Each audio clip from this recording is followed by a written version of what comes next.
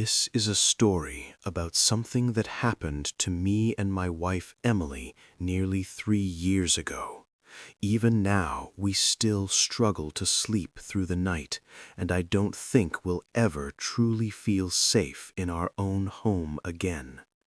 It was our first New Year's Eve as parents. Our daughter Ava was just 4 months old. If you're a parent, you already know the party lifestyle ends the moment you bring a baby home. Before that, we used to spend New Year's at crowded bars or loud house parties, but that year our only goal was to stay awake until midnight. Ava had been colicky for weeks, crying non-stop every evening from 7 p.m. to around 10 p.m. But that night, somehow, she fell asleep easily around 9:15 p.m. We put her in her crib in the nursery, located upstairs at the back of the house. We had one of those expensive video baby monitors, the kind that connects to your phone but also comes with a separate handheld screen.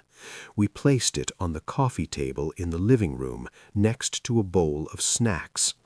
The living room felt warm and quiet. The TV volume was low as we watched the New Year's countdown coverage from New York. By 11 p.m., both of us were barely awake. Every few minutes I checked the monitor. Night vision was on, grainy black and white footage. Ava was swaddled tightly, her chest rising and falling slowly. She looked more peaceful than she had in weeks. Around 11:59 p.m., the energy on TV started building. The hosts were shouting. Music got louder. I raised the volume slightly. Emily went into the kitchen to pour sparkling juice for us. She was nursing and didn't want alcohol.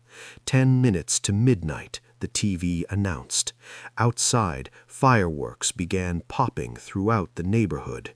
We lived in a suburb where people took fireworks seriously. I checked the monitor again. "She's completely out," I told Emily when she returned.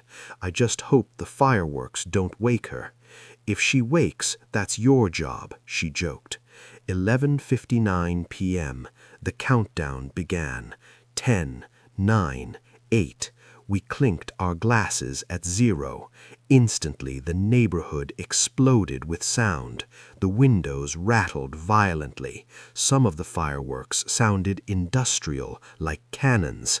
I grabbed the monitor, expecting chaos, but Ava didn't move. "She didn't even flinch," Emily said. Another massive explosion shook the house. Still nothing. That's when the relief turned into confusion. Ava was an extremely light sleeper. Floorboards creaking could wake her. I lifted the monitor closer to my face.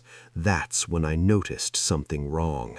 In the corner of the screen, the digital timestamp read 11:27 p.m. I looked at the cable box. 12:06 a.m. My stomach dropped. "The monitor is frozen," I said. "We haven't been watching her." I didn't wait. I dropped the monitor and ran upstairs. Emily followed behind me, already crying. I threw open the nursery door. Cold air hit my face. The curtains were blowing violently. The window, always locked, was wide open. The screen had been sliced and pushed outward. The crib was empty. The blanket was still there, but Ava was gone. Police lights filled our street within minutes. They believed whoever took her used the fireworks to mask the noise. Footprints led from our backyard to the side gate. We had been watching a frozen image while someone carried our child away. 2 hours later, they found her. A woman from the neighborhood. She had lost a child years earlier and suffered a mental break. She was caught walking down the street with Ava wrapped in a coat. We sold that house 3 months later. We threw the monitor away. Technology can fail, and sometimes the most terrifying moments happen when you think you're safe. Story 2. The Fake Arrest. I've never liked parties, but on New Year's Eve 2020, my roommates Alex and Brian dragged me to a packed house party outside Milwaukee. At 11:48 p.m., the music suddenly cut out. Heavy pounding shook the front door. Police, open up.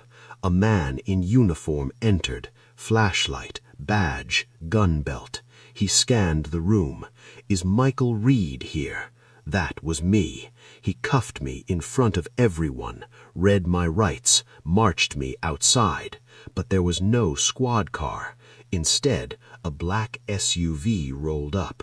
The driver hesitated, then shoved me inside. The SUV took off. The driver wasn't a cop. He smiled at me through the mirror. That was a costume, he said. Your friends handed you right to me. He drove towards the industrial district. I escaped into the woods, handcuffed. I hid in a drainage pipe until morning. They never found him. The SUV was stolen.